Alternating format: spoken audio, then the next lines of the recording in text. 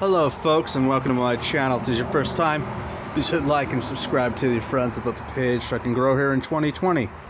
Okay, let's say you get in your car, you try and start it, but it doesn't turn on. You put your keys in ignition, it doesn't turn on. So what you do is go down here to where the old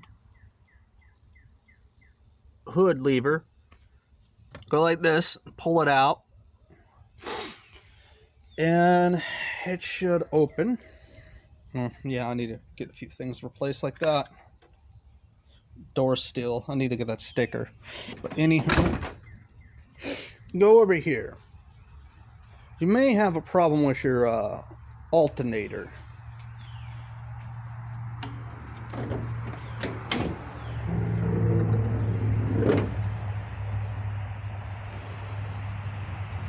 Or your starter solenoid. Right there. This right here, if this is off, this tiny little thing right here, just this little thing will prevent this from starting. Any of these wires are loose, it won't start. So if it's loose, put that back on. And then you go back inside, and then you try turning your car on. And if your car doesn't turn on, the next thing to do, folks, is go over to here to your battery. Your battery may be low. So what you got to do is you got to get that looked at. You may have to get it charged. And Walmart has the charging stations, or you can try, well, it seems pretty much like it, except AutoZone and O'Reilly and Chief Auto Parts, and stuff like that. I know that if you mess with these wires and you get it wrong, you get the firing order wrong, the car won't even start too.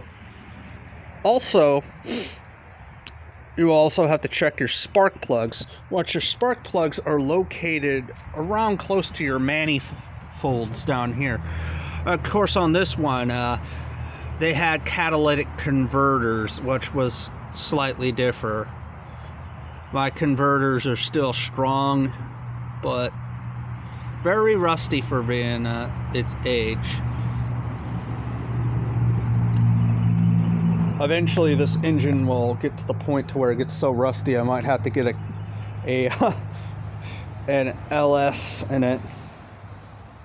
But anywho, I ain't getting rid of her. I'll get her a new engine if I can't get a replacement parts for her.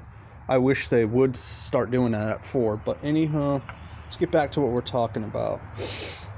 Yeah, check your starter. Generator may be bad, but I have the starter shimmed, so the starter is correct. The Jenny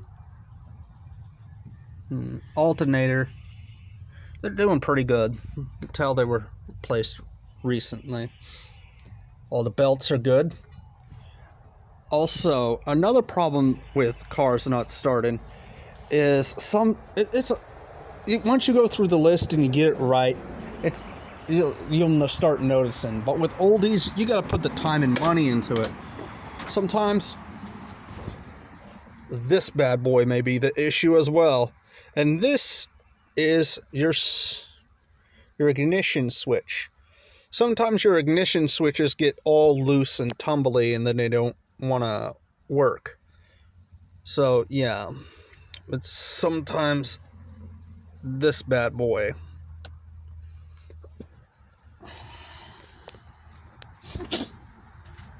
Also, some people late at night, they forget they have this on, and that is your lights. So let me pull my keys out and lock this old beast up. I don't want anyone trying to steal it again. I had to replace the weather trim in here, but I don't get any money that much, so it's just kind of, you know, something I have to deal with. Okay, let's get back into here. So you get your car started, it starts overheating. Okay. Where you're going to locate that problem is right here. And that's where you put your radiator fluid in. Prestone. Yeah, Prestone. Yeah, that one is a really good one. Some people say that they use the pre-mixed diluted one, but I'd rather have it professionally ready for my my old Crowny. But anywho, also inside here, if you have a bad or a gunky carburetor, that's another problem too that will prevent a car from starting, is your carburetor is so gunky. And that will cause problems as well.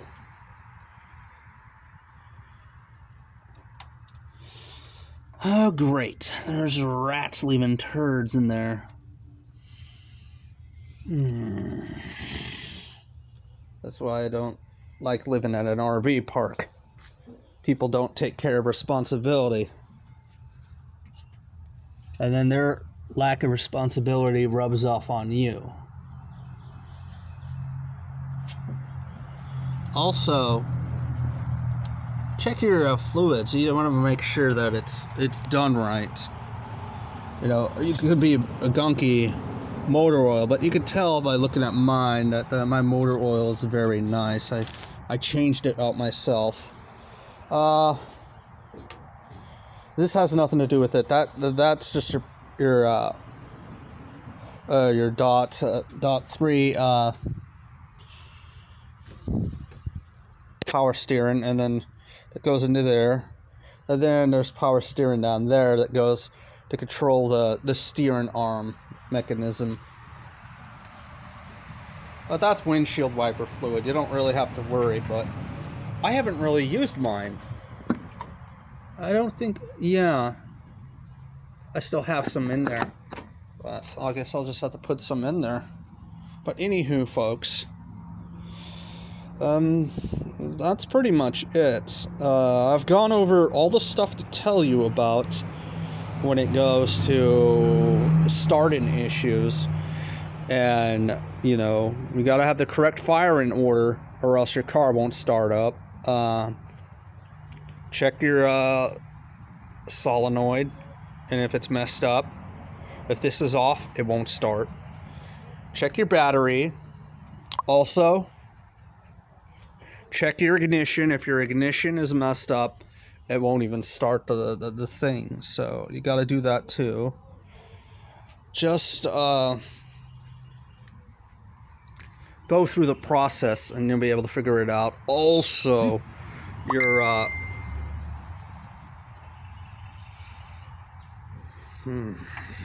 I hate getting interrupted. Anywho, that right there, your carburetor and your air filter will prevent your car from starting as well. Make sure that you go through all the things I told you to go through, and you pretty much will eliminate the problems.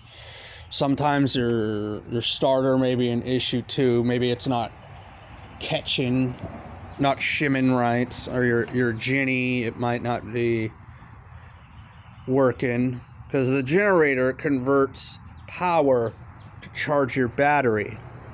So if you have a bad generator, your battery's not going to charge.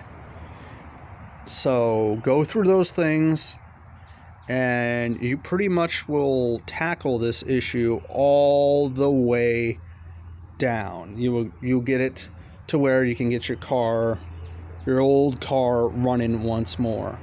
My old girl, she runs. I've had her gone through and I've had work done on her, but I have to get this stuff fixed because of well, Ford doesn't make parts for this vehicle anymore.